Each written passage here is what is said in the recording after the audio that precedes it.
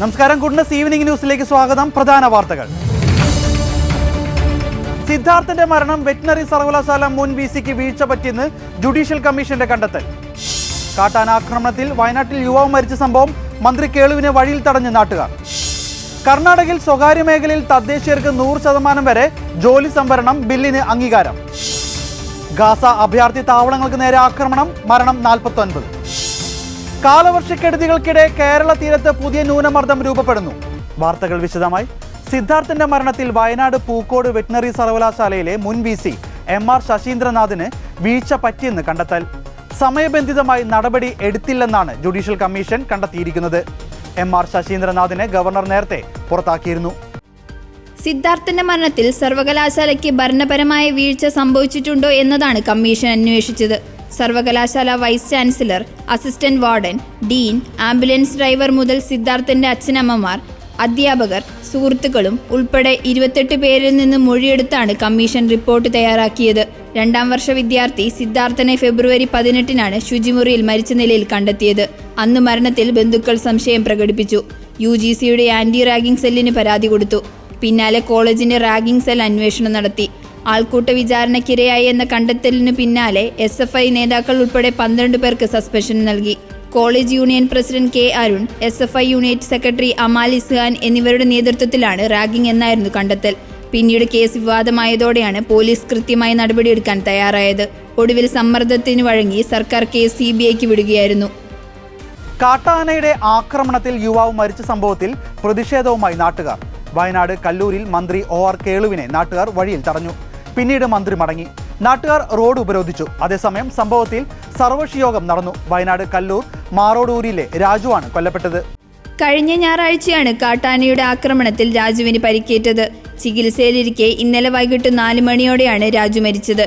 വയലിൽ ജോലി കഴിഞ്ഞ് വീട്ടിലേക്ക് മടങ്ങുകയായിരുന്ന രാജുവിനെ വീടിന് സമീപത്ത് വെച്ച് കാട്ടാന ആക്രമിക്കുകയായിരുന്നു. പ്രദേശത്ത് വന്യജീവികളെത്തുന്ന സ്ഥിരം സംഭവമാണെന്ന് നാട്ടുകാർ പറയുന്നു. നേരം ഇരുട്ടിയാൽ പുറത്തിറങ്ങാൻ പോലും പറ്റാത്ത ആശങ്കയിലാണിവർ. തകർന്ന വേലി കടന്നെത്തിയ കൊമ്പനാനയാണ് കഴിഞ്ഞ ഞായറാഴ്ച രാജുവിനെ വീടിന് സമീപത്ത് വെച്ച് ആക്രമിച്ചത്. മാറോട് ഊരിൽ കാട്ടാനയുടെ ആക്രമണം ഇതാദ്യമല്ല. മുമ്പ് രാജുവിന്റെ സഹോദരൻ ബാബുവിനെ ആന ആക്രമിച്ചിരുന്നു. ഗുരുതരമായി പരിക്കേറ്റ ബാബു ഇന്നും നടക്കാൻ പറ്റാത്ത അവസ്ഥയിലാണ്. അതിനിടയിലാണ് വീണ്ടും ആനക്കല്ലിയിൽ ഒരാൾക്ക് ജീവൻ നഷ്ടമാകുന്നത്. കാടിറങ്ങി വരുന്ന ആനക്കൂട്ടം സമീപത്തെ വയലിലാണ് തമ്പടിക്കുക. പല സമയങ്ങളിലും വീടുകളുടെ അടുത്തേക്ക് എത്തും. ഇരുട്ടിയാൽ ഈ മേഖലയിൽ ആർക്കും പുറത്തിറങ്ങാൻ പറ്റാത്ത അവസ്ഥയാണ്. തകർന്ന ഫെൻസിംഗ് പുനഃസ്ഥാപിച്ചില്ലെന്നും പ്രദേശത്തെ ട്രെഞ്ച് കാര്യക്ഷമമല്ലെന്നും നാട്ടുകാർക്ക് പരാതിയുണ്ട്. കൃഷി നശിപ്പിക്കൽ പതിവായതോടെ ഊരിലെ മിക്ക കർഷകരും വിത്തിറക്കാറില്ല. വന്യജീവി ആക്രമണങ്ങൾക്ക് ശാശ്വത പരിഹാരം തേടിയാണ് നാട്ടുകാരുടെ പ്രതിഷേധം. അവർക്ക് ഉള്ള വീട് വളരെ മോശമാണ്. അതുകൊണ്ട് തന്നെ നമ്മൾ ട്രൈബൽ ഡിപ്പാർട്ട്മെൻറ്റിൽ നിന്ന് അവർക്ക് പുതിയ ഒരു വീട് അനുവദിച്ചു കൊടുക്കും. പിന്നെയുള്ളത് അവരുടെ കുട്ടിക്ക് അവരുടെ പഠനം ഏറ്റെടുക്കണമെന്നാണ് പറഞ്ഞിട്ടുള്ളത്. അപ്പോൾ കുട്ടിക്ക് വിദേശത്തോ അല്ലെങ്കിൽ സ്വദേശത്തോ ചേർന്ന് പഠിക്കാനുള്ള സാമ്പത്തിക സഹായം ട്രൈബൽ ഡിപ്പാർട്ട്മെൻറ്റ് ഏറ്റെടുക്കും. നമ്മുടെ മോന് ഇപ്പോൾ ഓന് IT പാസ്സായ കുട്ടിയാണ്. അതിന് അനുയോജ്യമായിട്ടുള്ള ഒരു ജോലി ഈ മോന് കൊടുക്കും. പിന്നെ നമ്മൾ അങ്ങോട്ട് റോഡ് സൗകര്യമില്ല.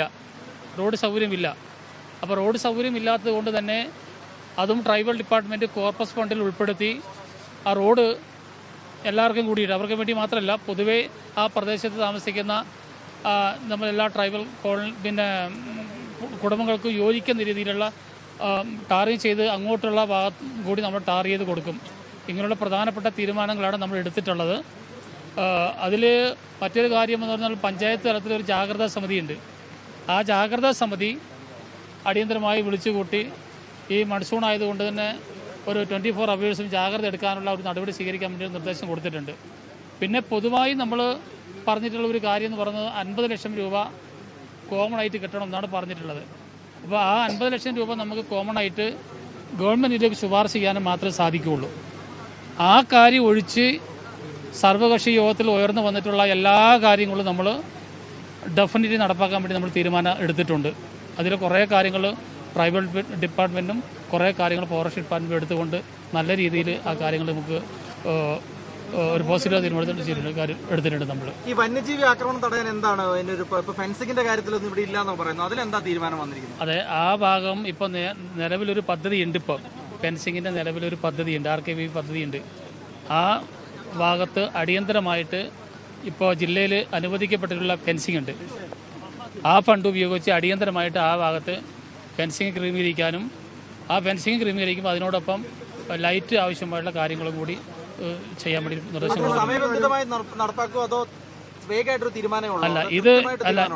ഇത് കൃത്യമായിട്ട് തീരുമാനം തന്നെ വളരെ എത്രയും സ്പീഡിൽ ചെയ്യാൻ വേണ്ടി പറ്റുമോ അത്രയും സ്പീഡിൽ ചെയ്യാനാണ് നമ്മൾ നിർദ്ദേശം കൊടുത്തിട്ടുള്ളത്. അതിന് വേണ്ടിയിട്ട് നിങ്ങളൊക്കെ മനസ്സിലാക്കിയതുപോലെ ജില്ലയിൽ നമ്മളൊരു ഫോറസ്റ്റ് ഡിപ്പാർട്ട്മെൻറ്റിൻ്റെ ഒരു ഹൈ ലെവൽ കമ്മിറ്റി രൂപീകരിച്ചിട്ടുണ്ട്.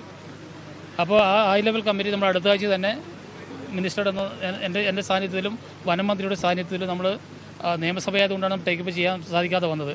ആ കമ്മിറ്റി കൂടിക്കൊണ്ട് ഈ കാര്യം കൂടി സ്പീഡാക്കാനും പിന്നെ വയനാട് ജില്ലയിലെ പൊതുകാര്യങ്ങൾ സ്പീഡാക്കാനുള്ള ഒരു നടപടി നമ്മൾ സ്വീകരിക്കും.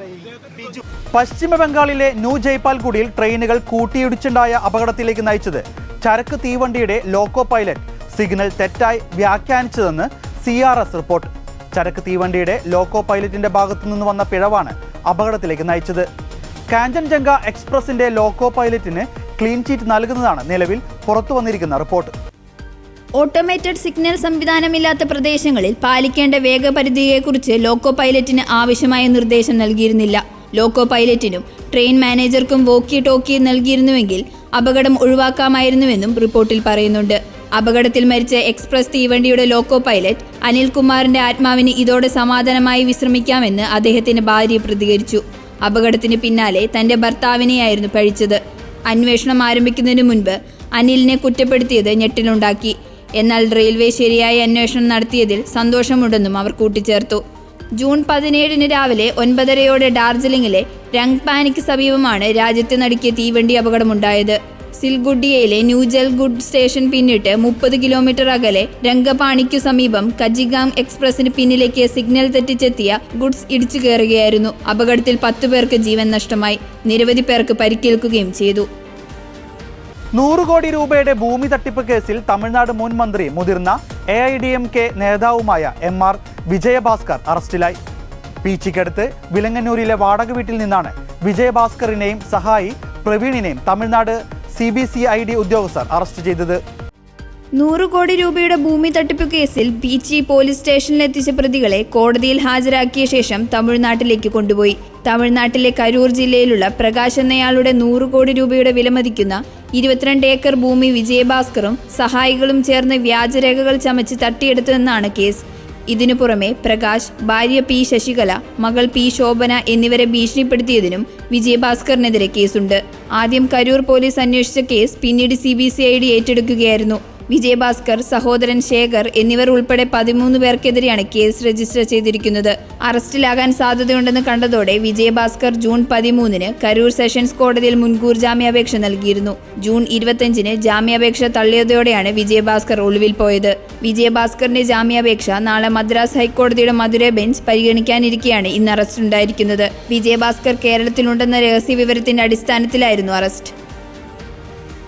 2024 മെയ് 23 മുതൽ 25 വരെ നടത്തിയ കാട്ടാനകളുടെ കണക്കെടുപ്പിൽ ബ്ലോക്ക് കൗണ്ട് പ്രകാരം കേരളത്തിലെ വനങ്ങളിലെ കാട്ടാനകളുടെ എണ്ണം 1793 ആണെന്ന് സംസ്ഥാന വനം വകുപ്പ് മന്ത്രി AK ശശീന്ദ്രൻ വാർത്താസമ്മേളനത്തിൽ പറഞ്ഞു. സാന്ദ്രത ചതുരശ്ര കിലോമീറ്റർ 0.19 ഇടയിലാണ്. 2023 കണക്കെടുപ്പ് പ്രകാരം കേരളത്തിൽ ബ്ലോക്ക് കൗണ്ടിൽ 1920 കാട്ടാനകളും സാന്ദ്രത 0.20 ആയിരുന്നു. പുതിയ സെൻസസിൽ അത് 1793 കുറഞ്ഞു. കാട്ടാനകളുടെ എണ്ണത്തിൽ -6.61% കുറവാണുള്ളത്. വനത്തിനുള്ളിലെ വരൾച്ച, കാട്ടുതീ എന്നിവ ആനകളുടെ അന്തർ സംസ്ഥാന സഞ്ചാരങ്ങൾക്ക് കാരണമായി. സെൻസസ് വേളയിൽ 1-ാം ദിവസം ബ്ലോക്ക് കൗണ്ടിങ്ങിലും 2-ാം ദിവസം ഡങ് കൗണ്ടിയിലും 3-ാം ദിവസം ആനകളെ കാണാൻ സാധ്യതയുള്ള വാട്ടർഫോർ അരുവികൾ ഉൾപ്പെടെയുള്ള സ്ഥലങ്ങളിലാണ് കണക്കെടുപ്പ് നടത്തിയത്. 3 സംസ്ഥാനങ്ങളും ഒരേ ദിവസം മെയ് 23, 24, 25 തീയതികളിലാണ് ഈ സെൻസസ് പ്രക്രിയ നടത്തിയത്. ഇതിൻ്റെ സാങ്കേതികമായ കുറേ പ്രശ്നങ്ങളുണ്ട്. 3 ബ്ലോക്കുകളായി തിരിച്ച് ബ്ലോക്ക് കൗണ്ട് 1-ാം ദിവസം, 2-ാമത്തെ ദിവസം ഡെത്ത് കൗണ്ട്, 3-ാമത്തെ ദിവസം ആനകളെ കാണുവാൻ സാധ്യതയുള്ള വാട്ടർഫാൾ, അരുവികൾ എന്നിവയുടെ ഇതര പ്രദേശങ്ങളിൽ. ഈ പരിശോധനയിൽ 40 സ്ക്വയർ കിലോമീറ്റർ മുതൽ 709 സ്ക്വയർ മീറ്റർ വരെ ഒരു സാമ്പിൾ ബ്ലോക്കുകളായി ആകെ 3499.52 സ്ക്വയർ മീറ്റർ വീതിയിലാണ് കണക്കെടുപ്പ് നടന്നത്. ആനകളുടെ ആകെ വനവിസ്തൃതിയായ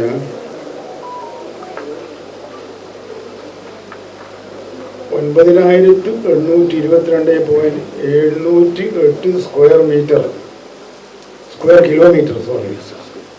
കിലോമീറ്റർ ഭാഗവും 608 ബ്ലോക്കുകളിൽ ഉൾപ്പെടുത്തി.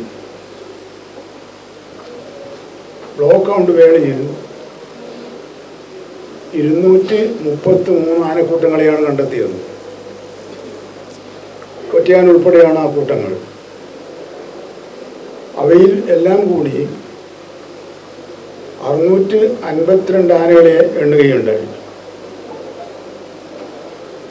ഈ കൗണ്ട് പ്രകാരം കേരളത്തിലെ വനങ്ങളിലെ കാട്ടാനകളുടെ എണ്ണം 1793-നും 1795-നും ഇടയിലാണ് എന്ന് കണ്ടെത്തിയിട്ടുണ്ട്. ആനകളുടെ സാന്ദ്രത ചതുരശ്ര കിലോമീറ്റർ 0.18 ആണെന്ന് കണക്കാക്കി. 23 കണക്ക് പ്രകാരം ബ്ലോക്ക് കൗണ്ടിൽ 1920 കാട്ടാനകളുള്ളതായിട്ടാണ് കണ്ടെത്തിയത്. സാന്ദ്രത ചതുരശ്ര കിലോമീറ്റർ 0.20 എന്നാണ് കണക്കാക്കിയത്. ഇത് പരിശോധിച്ച് നോക്കുമ്പോൾ നമ്മൾ കണ്ടെത്തിയ കണക്ക് പ്രകാരം 2023 കേരളത്തിലെ വനമേഖലകളിലായി 1920 ആനകളെയാണ് കണ്ടെത്തിയതെങ്കിൽ ഇത്തവണ അത് 1793 ചുരുങ്ങിയിട്ടുണ്ട്. അതിനർത്ഥം -6.61% കുറഞ്ഞു എന്നാണ്. KCBC പ്രോ ലൈഫ് സംസ്ഥാന സമിതിയുടെ നേതൃത്വത്തിൽ ജൂലൈ 2-ന് കാസർഗോഡ് ജില്ലയിൽ നിന്നും ആരംഭിച്ച ജീവസംരക്ഷണ സന്ദേശയാത്ര കൊല്ലം ജില്ലയിൽ. ജീവനും ജീവിതവും സംരക്ഷിക്കപ്പെടണം, ജനിക്കാനും ജീവിക്കാനുമുള്ള അവകാശം നിഷേധിക്കരുത് തുടങ്ങിയ ആവശ്യങ്ങൾ ഉന്നയിച്ചുകൊണ്ട് ജെയിംസ് ആഴ്ചക്കാടൻ ജനറൽ ക്യാപ്റ്റനും സാബു ജോസ് ജനറൽ കോർഡിനേറ്ററുമായുള്ള സംസ്ഥാന സമിതിയാണ് മാർച്ച് ഫോർ ലൈഫിന് നേതൃത്വം നൽകുന്നത്. മാർട്ടിൻ യൂനസ്, ആന്റണി പത്രോസ് എന്നിവർ വൈസ് ക്യാപ്റ്റന്മാരും ജോർജ് എഫ് സേവ്യർ, ജോയ്സ് മുക്കുടം എന്നിവർ ജോയിന്റ് കോർഡിനേറ്റർമാരും sister Mary George FCC prayer മിനിസ്ട്രിയുടെ കോർഡിനേറ്ററുമാണ്. 14 ജില്ലകളിലെ 32 കത്തോലിക്ക രൂപതകളിലൂടെ ജീവസംരക്ഷണ സന്ദേശയാത്ര കടന്നുപോകും. ബിഷപ്പ് ഹൗസുകൾ, പള്ളികൾ, ആശുപത്രികൾ, വിദ്യാഭ്യാസ സ്ഥാപനങ്ങൾ, ധ്യാന കേന്ദ്രങ്ങൾ, കാരുണ്യ സ്ഥാപനങ്ങൾ എന്നിവയെല്ലാം സന്ദർശിക്കുന്നു. തെരുവോരങ്ങളിൽ സമ്മേളനങ്ങൾ, വചനവിസ്മയ മാജിക്, പ്രോലൈഫ് റാലികൾ എന്നിവയും സംഘടിക്കപ്പെടുന്നു.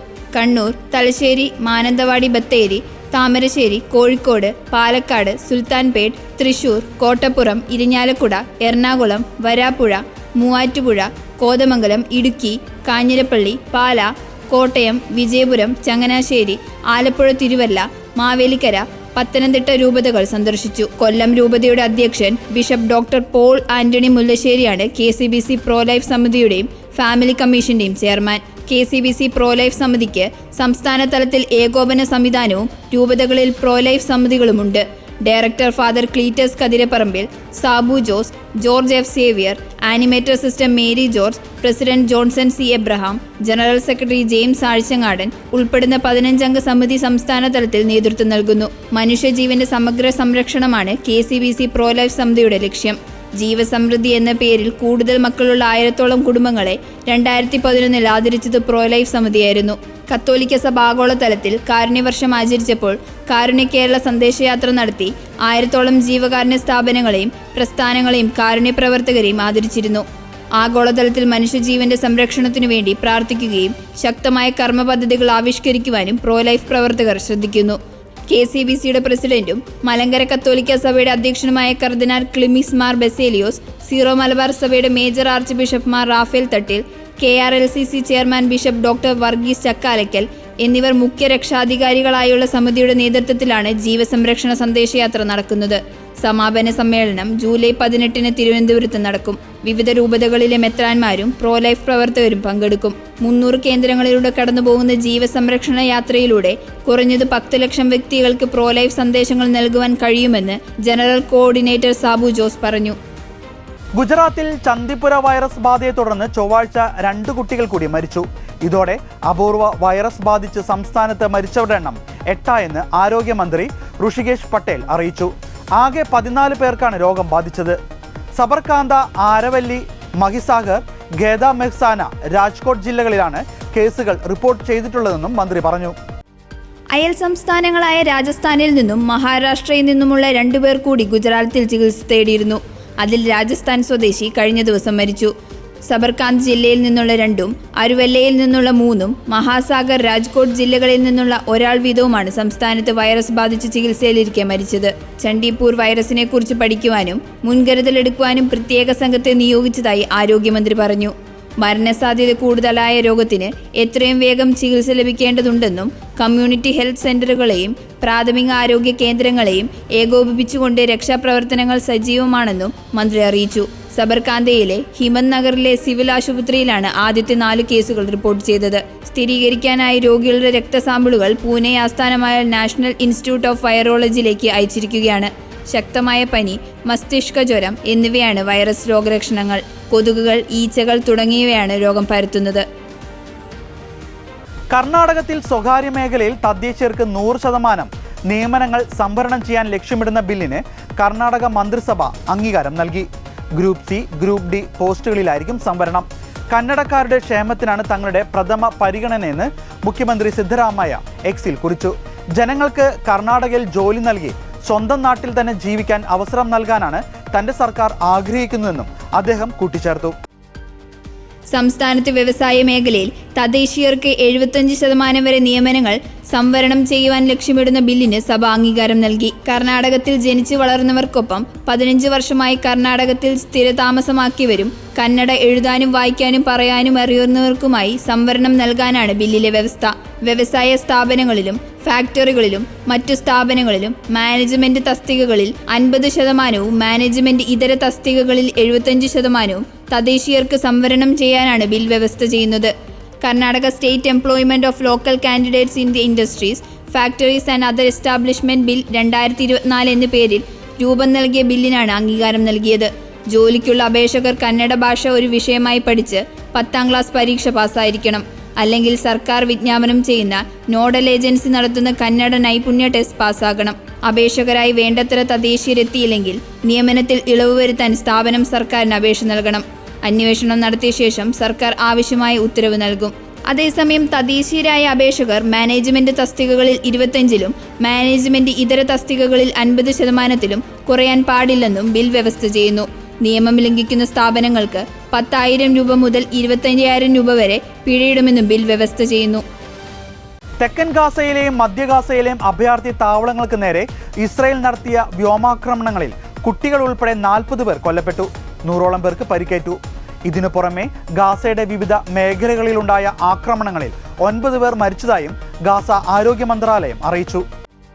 തെക്കൻ ഗാസ നഗരമായ ഖാൻ യൂനിസിന് പുറത്ത് സുരക്ഷിത മേഖലയായി ഇസ്രായേൽ സൈന്യം പ്രഖ്യാപിച്ച പ്രദേശത്ത് കാറിനു നേരെയുണ്ടായ ആക്രമണത്തിൽ 17 പേർ മരിക്കുകയും 26 പേർക്ക് പരിക്കേൽക്കുകയും ചെയ്തു. ഗാസയുടെ മറ്റു ഭാഗങ്ങളിൽ നിന്ന് പലായനം ചെയ്ത ആയിരക്കണക്കിന് പാലസ്തീൻകാർ താമസിക്കുന്ന കൂടാരങ്ങൾ നിറഞ്ഞ മുവായിസിലെ ഗാസ് സ്റ്റേഷനു സമീപമാണ് ആക്രമണമുണ്ടായത്. മധ്യ ഗാസയിലെ നുസ്രൈത്ത് അഭയാർത്ഥി ക്യാമ്പ് പ്രവർത്തിക്കുന്ന സ്കൂളിനു നേരെയുണ്ടായ ബോംബാക്രമണത്തിൽ 23 പേർ മരിച്ചു, 73 പേർക്ക് പരിക്കേറ്റു. പലരുടെയും നില ഗുരുതരമാണ്. തെക്കൻ അതിർത്തി പ്രദേശമായ റാഫയിലെ ജനവാസ മേഖലയിലുണ്ടായ വ്യോമാക്രമണത്തിൽ 5 പേർ കൊല്ലപ്പെട്ടു. ഖാൻ യൂനിസിലുണ്ടായ മറ്റൊരാക്രമണത്തിൽ 2 കുട്ടികൾ ഉൾപ്പെടെ ഒരു വീട്ടിലെ 4 പേർ മരിച്ചു. ഗാസയിൽ കൊല്ലപ്പെട്ട പാലസ്തീൻകാരുടെ എണ്ണം 38,713 കാലവർഷക്കെടുതിക്കിടെ കേരള തീരത്ത് പുതിയ ന്യൂനമർദ്ദം രൂപപ്പെടുന്നത് ആശങ്കയാകുന്നു. ജൂലൈ 19-ന് അറബിക്കടലിൽ പുതിയ ന്യൂനമർദ്ദം രൂപപ്പെടുമെന്നും ഇടുക്കി, തൃശൂർ ജില്ലകളിലും വടക്കൻ കേരളത്തിലും ശക്തമായ മഴ ലഭിച്ചേക്കുമെന്നാണ് കേന്ദ്ര കാലാവസ്ഥാ വകുപ്പിന്റെ മുന്നറിയിപ്പ്. എന്നാൽ സംസ്ഥാനത്ത് പ്രളയമുണ്ടാകാൻ സാധ്യതയില്ലെന്നും സുരക്ഷാ നടപടിക്രമങ്ങൾ ശക്തമാക്കിയിട്ടുണ്ടെന്നും റവന്യൂ മന്ത്രി കെ രാജൻ പറഞ്ഞു. സംസ്ഥാനത്ത് വിവിധ ജില്ലകളിലായി അതിതീവ്ര മഴ തുടരുന്നതിനിടെയാണ് പുതിയ ന്യൂനമർദ്ദമുണ്ടാകുമെന്ന് കാലാവസ്ഥാ വകുപ്പ് മുന്നറിയിപ്പ് നൽകിയത്. ഇടുക്കിയിൽ നേര്യമംഗലം മുതൽ ഇരുമ്പമ്പാലം വരെയുള്ള വനമേഖലയിലൂടെയുള്ള യാത്രയ്ക്ക് അധികൃതർ നിയന്ത്രണം ഏർപ്പെടുത്തി. അനാവശ്യ യാത്രകൾ ഒഴിവാക്കണമെന്നാണ് നിർദ്ദേശം. അപകടാവസ്ഥയിൽ നിൽക്കുന്ന മരങ്ങൾ കടപുഴകി വീഴാനുള്ള സാധ്യതയുണ്ടെന്നും പൊതുഗതാഗതം ഒഴികെയുള്ള യാത്രകൾ പരമാവധി ഒഴിവാക്കണമെന്നും അധികൃതർ അറിയിച്ചു. ജൂലൈ 19 മുതൽ ഓഗസ്റ്റ് 3 വരെ നീണ്ടു നിൽക്കുന്ന ന്യൂനമർദ്ദത്തെ തുടർന്ന് ശക്തമായ മഴ ലഭിക്കുമെന്നാണ് സൂചന. കനത്ത മഴ തുടരുന്ന സാഹചര്യത്തിൽ സ്ഥിതിഗതികൾ വിലയിരുത്തുന്നതിനായി റവന്യൂ മന്ത്രി കെ രാജന്റെ നേതൃത്വത്തിൽ ജില്ലാ കളക്ടർമാരുടെ യോഗം ചേർന്നു. അപകട സാഹചര്യങ്ങൾ മുന്നിൽ കണ്ട് ആവശ്യമായ തീരുമാനങ്ങളെടുക്കാൻ ഉദ്യോഗസ്ഥരെ ചുമതലപ്പെടുത്തിയതായി മന്ത്രി പറഞ്ഞു. മണ്ണിടിച്ചിൽ, ഉരുൾപൊട്ടൽ സാധ്യതകൾ നിലനിൽക്കുന്ന വിവിധ പ്രദേശങ്ങൾ പ്രത്യേകമായി നിരീക്ഷിക്കും. മലയോര മേഖലയിലൂടെയുള്ള യാത്രയ്ക്ക് ആവശ്യമെങ്കിൽ നിരോധനം ഏർപ്പെടുത്തുമെന്നും മന്ത്രി പറഞ്ഞു. സംസ്ഥാനത്ത് കനത്ത മഴ തുടരുന്നുണ്ടെങ്കിലും നിലവിൽ ആശങ്കപ്പെടേണ്ട സാഹചര്യമില്ലെന്നും പ്രളയഭീതിയില്ലെന്നും കെ രാജൻ വ്യക്തമാക്കി. ഈ മഴയുടെ ഒരു സമ്മർദ്ദം ഒഴിവാകുമെങ്കിലും നമ്മൾ നേരത്തെ പറഞ്ഞതുപോലെ 19-ന് രംഗപ്രവേശം ചെയ്യുമെന്ന് നമ്മൾ ഭയക്കുന്ന വിധത്തിലുള്ള ഒരു ന്യൂനമർദ്ദ സാധ്യത കൂടി കണക്കിലെടുത്തുകൊണ്ടാണ് ഇങ്ങനൊരു തയ്യാറെടുപ്പ് നടത്തിയിട്ടുള്ളത്. സ്വാഭാവികമായിട്ടും IITM പൂനെയുടെ നിർദ്ദേശമനുസരിച്ച് അവരുടെ പ്രവചനങ്ങളിൽ 2-3 ആഴ്ചക്കാലം തുടർച്ചയായി കേരളത്തിൽ മഴ തന്നെയാണ് പ്രവചിക്കുന്നത് എന്നുള്ളതുകൊണ്ട് ആഗസ്റ്റ് 3 വരെ ഒരു തയ്യാറെടുപ്പ് അങ്ങനെ നടത്തണം എന്നാണ് പറഞ്ഞിട്ടുള്ളത്. ഒരു കാര്യത്തിൽ മാധ്യമങ്ങൾ നല്ലതുപോലെ സഹകരിക്കണം. ജില്ലാ കളക്ടർമാരോട് അതാത് ദിവസം അപ്ഡേഷൻ നടത്തണം, മാധ്യമങ്ങളെ അറിയിക്കണം, കൃത്യമായ വാർത്തകൾ നൽകണം. എല്ലാ ഘട്ടങ്ങളിലും അവരുടെ ഫേസ്ബുക്ക് പേജിലൊക്കെ അത് പ്രദർശിപ്പിക്കണമെന്ന് പറയുന്നുണ്ട്. എങ്കിലും ഇപ്പോഴും വളരെ അപകടകരമായ വിധത്തിൽ പഴയ ചിത്രങ്ങൾ എടുത്തുകൊണ്ട് ആളുകളെ പേടിപ്പിക്കുന്ന നടപടികളുണ്ട്. കർശനമായ ഇടപെടൽ ഇതിനകത്ത് നടത്തണം. ചില നടപടികൾ എടുക്കാനും കളക്ടർമാർക്ക് അധികാരം പ്രത്യേകമായിട്ട് കൊടുത്തിട്ടുണ്ട്. അനാവശ്യമായ ഇത്തരം കാര്യങ്ങളിൽ ഷെയറും അതുപോലെ തന്നെ ലൈക്കുമൊക്കെ വർദ്ധിപ്പിക്കുക എന്ന ലക്ഷ്യം വെച്ചോ അറിയാതെയോ ഇങ്ങനെ ചെയ്യുന്ന നടപടികൾ ഒരു കുറ്റം തന്നെയായിട്ട് എടുക്കണം. അതിൽ ജനങ്ങളുടെ പൂർണ്ണമായിട്ടുള്ള സഹകരണം ഉണ്ടാകണം. അതിഭീകരമായിട്ടുള്ള ഭീതി വേണ്ട, പക്ഷെ നല്ല ജാഗ്രത വേണം. മഴയൊക്കെ നടക്കുമ്പോൾ ഇത് കുറേ കണ്ടതാണെന്നുള്ള ധാരണയിൽ പുറത്തിറങ്ങി പോകണ്ട. അതുപോലെ തന്നെ പ്രളയഭീതി ഉണ്ടാകുന്നു, പ്രളയ പ്രവചനം നടക്കുന്നു എന്ന വിധത്തിലുള്ള അഭിപ്രായം ഇപ്പോൾ ഉണ്ടാകേണ്ട കാര്യമില്ല. അങ്ങനെ ഒരു പ്രവചനവും ഇതുവരെ ലഭ്യമായിട്ടില്ല.